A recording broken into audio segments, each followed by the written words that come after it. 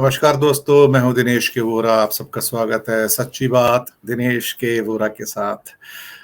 जम्मू कश्मीर की बात करेंगे। बात इसलिए करेंगे कि संसद में भारत सरकार ने यानी कि मोदी सरकार ने एक प्रश्न के जवाब में एक उत्तर दिया कि धारा 370 हटने के बाद 2.5 साल हो गए, तो प्रश्न पूछे गए कि कितने प्लॉट वहां खरीदे गए, कितने ऐसे लोगों ने जो कश्मीर के वासी नहीं थे, मतलब जम्मू कश्मीर के वासी नहीं थे, उन्होंने वहां पर उस अभी तो यूनियन टेरिटरी वहां पर उन्होंने प्लॉट्स खरीदे हैं। खैर, बड़ी धूमधाम से जब 370 हटा था तो उसके बाद कई और धाराओं में भी अमेंडमेंट किए गए थे, जिसमें कहा गया था कि अब पूरे के पूरे जो भारतीय हैं अब वहां जाके प्लॉट खरीद सकते हैं। अब कोई डोमिसाइलशिप की कुछ दिक्कत नहीं रहेगी और वो अपना घर जहां चाहे बनाना चाहें। अब ये सारी की सारी चीजें ओपन कर दी गई हैं और बड़ी खुशियां मनाई गई साहब, बड़ी खुशियां। अब ये आजादी तो हिंदुस्तान के 8-10 स्टेट्स में नहीं है जहां पे भारतीय जाकर वहां पर अपनी जमीन खरीद सके, घर बना सके। हिमाचल प्रदेश में भी नहीं है, मैं आपको बताऊं, नॉर्थ ईस्ट में तो बिल्कुल ही नहीं है। वहां पे तो जाना बिल्कुल ही दूभर है। इसके अलावा और भी कई एरियाज हैं, कोई जिसे क्या कहते हैं कि कोई ट्राइबल एरियाज हैं, कोई डिक्लेयर्ड हैं, कोई फॉरेस्ट है, वहां भी नहीं खरीद सकते। तो आपके लिए तो चौथाई भारत तो बिल्कुल बाहर हो जाता है आम भारतीय के लिए, जहां वो प्लॉट वगैरह नहीं खरीद सकते। जम्मू कश्मीर भी उनमें से एक था जहां पर हम प्लॉट्स वगैरह नहीं खरीद सकते थे, क्योंकि उससे पहले आपको जम्मू कश्मीर का डोमिसाइल होना जरूरी था। तो पहले तो उन्होंने कहा कि जो 15 साल यहाँ पे रहा है, जो डोमिसाइल है, उसको हम प्लॉट खरीदने की परमिशन देंगे। और फिर उनके मन में पता नहीं क्या आया, उन्होंने पूरा का पूरा चेंज करके कहा कोई भी भारतीय खरीद सकता है। आप यकीन मानिए, पूरे भारत में खुशी की लहर दौड़ गई। खास तौर से भारतीय जनता पार्टी, आरएसएस, बजरंग दल और वीएचपी, इन्होंने तो नगाड़े बजाने शुरू कर दिए कि अब तो मजा आ गया, अब कश्मीर में हम जाएंगे, कश्मीर में हमारे प्लॉट्स होंगे, कश्मीर में जाके अपने हम बंगले बनाएंगे या हम इंडस्ट्री खोलेंगे। और सरकार भी सोच रही थी कि वहां जाते ही अब हो सकता है कि जब बहुत सारे भारतीय वहां जाएंगे तो हालात को नॉर्मलाइज करने में वहां पर आपको सहायता मिलेगी। समय गुजरता गया, गुजरता गया, गुजरता गया। 2.5 साल हो गए साहब, करीब करीब 2.5 साल हो गए। तो संसद में सवाल पूछा गया, भाई आपने कहा था कि अब सभी भारतीय वहां पर जाकर प्लॉट खरीद सकते हैं जम्मू कश्मीर के अंदर, जो अब राज्य नहीं है, यूनियन टेरिटरी है साहब। तो अब कोई भी जाए, जाके खरीदे। तो संसद में अब सवाल किया गया अभी पिछले हफ्ते कि भाई कितने लोगों ने प्लॉट खरीदे हैं वहां पर, पता तो लगे। तो वहां पर जवाब दिया गया कि यहां पर करीब करीब 7 प्लॉट खरीदे गए हैं। 7, 2.5 साल में 7, बस। अच्छा, पूरी उंगलियां पूरी हुई नहीं अभी, सॉरी, 7। चलिए कोई बात नहीं है। अब ये पूछा गया कि ये 7 प्लॉट कहां खरीदे गए, तो पता लगा कि सारे के सारे जम्मू में खरीदे गए हैं। क्या घाटी में यानी कि कश्मीर वैली में एक भी प्लॉट नहीं खरीदा गया? ये तो बड़ी हैरानी हुई मुझे भी, और शायद बाकी संसद के सदस्यों को भी जो वहां बैठे इस उत्तर को सुन रहे थे।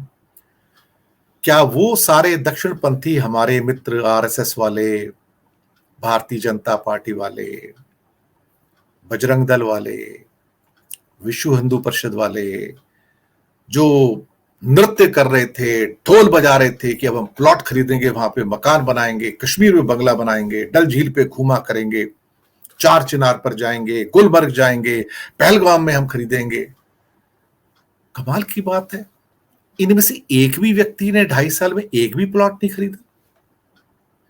इन्हें हुआ क्या है?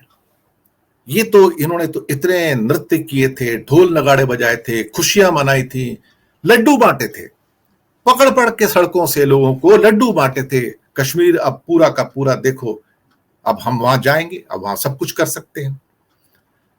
तो समझ नहीं आया कि ये जितने भी millions and millions of RSS वाले, बीजेपी वाले या फिर बजरंग दल वाले, ये लोग वहां गए क्यों नहीं? कोई एक प्लॉट खरीदा क्यों नहीं उन्होंने?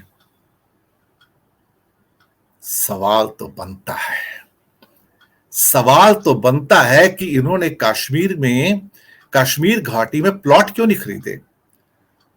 और कश्मीर घाटी तो छोड़िए, इनकी हिम्मत जम्मू के अंदर भी प्लॉट खरीदने के लिए पड़ी। सिर्फ 7 लोगों ने 2.5 साल में खरीदे, ओनली 7।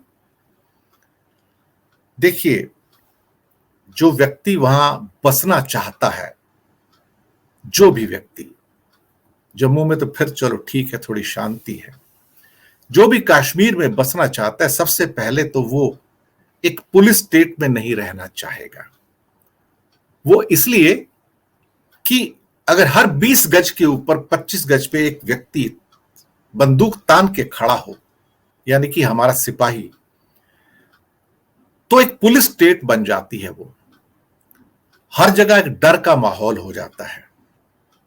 लोग दुकानों पर जाते हैं तो डर के, घूमने जाते हैं तो डर कर, रहते हैं तो डर कर, कभी किसी का हमला ना हो जाए, कुछ हो ना जाए।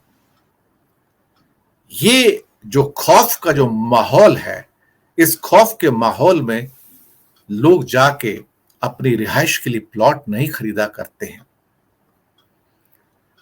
मैं बाकी लोगों की तो चलो बात नहीं करूंगा, जो बेचारे नहीं खरीदने के भारतीय, लेकिन इनकी भी तो एक सब्सटेंशियल नंबर है हिंदुस्तान में, इन दक्षिण पंथियों के। ये जो सारे के सारे बजरंग दल और विश्व हिंदू परिषद, आरएसएस वाले, बीजेपी वाले हैं, ये क्यों नहीं प्लॉट खरीद पाए कोई वहां पर? डर सबको लगता है साहब, डर सबको लगता है। और जब कोई इंसान ये सोचेगा कि मैं वहां पे मकान खरीद भी लूं तो क्या वहां पे मैं मकान बना पाऊंगा, और अगर मैंने खुदा न खास्ता मकान बना लिया तो क्या मैं वहां पर रह पाऊंगा? क्योंकि जो वहां रहने वाले थे वही वहां पर नहीं रह पा रहे, और वही निकल निकल के जम्मू एरिया में जा रहे हैं, भारत के बाकी एरियाज में जा रहे हैं। और अभी पिछले कुछ महीनों में जो वहां पर इवन जो सरकारी कर्मचारी जो थे, जो हिंदू कर्मचारी थे, सिख कर्मचारी थे, वो भी छोड़ छोड़ कर वैली चले गए, घाटी आने की। तो घाटी में किसी एक की हिम्मत नहीं पड़ी। उसके बाद आप कहते हैं कि कश्मीर के अंदर हालात अब नॉर्मल हैं। सर, 25 गज की दूरी पर एक पुलिसमैन खड़ा करने से और एक भी प्लॉट ना बिकने से, और साथ में डर के कारण किसी में इतनी हिम्मत नहीं है कश्मीर वैली में कि कोई बाहर वाले को प्लॉट बेच दे, क्योंकि उनके ऊपर धमकियां हैं, अगर तुमने अपना प्लॉट बाहर वाले को बेच दिया तो फिर आपको उसके अंजाम के लिए भी तैयार रहना चाहिए। रही बात गवर्नमेंट के अपने प्लॉट्स की, अगर गवर्नमेंट वो प्लॉट देना भी चाहती है तो क्या उसको कोई खरीदने को तैयार है? अच्छा होता सरकार सबसे पहले हमारे जो पंडित भाई बहन है, जो विस्थापित है लाखों में, उनको तो बसा दे घाटी में जाके। वो तो घाटी के रहने वाले थे, उनको तो बसा नहीं पाती है, और सोचती है कि बाहर से हिंदुस्तानी आएंगे दूसरे प्रदेशों से और वो घाटी के अंदर प्लॉट खरीदेंगे और बस जाएंगे, और उससे कहीं ना कहीं डेमोग्राफिक बैलेंस थोड़ा सा बन जाएगा। पर साहब, वहां जाकर कौन मकान खरीदेगा और कौन रहेगा साहब, ये बड़ी बात है। अब लाखों करोड़ों रुपए लगते हैं प्लॉट खरीदने में और मकान बनाने में, लाखों के अब तो करोड़ों की बात है। तो कोई जाके वहां पर मकान क्यों बनाएगा, जबकि उसको पता है कि मेरा पैसा डूब जाएगा, उस पैसे को बाद में शिफ्ट नहीं कर पाऊंगा, मैं वहां पर रह भी नहीं पाऊंगा। तो सिर्फ 7 प्लॉट बिके, वो भी जम्मू के अंदर, और वैली में एक प्लॉट नहीं बिका। किसी ने खरीदा भी नहीं, किसी ने बेचा भी नहीं।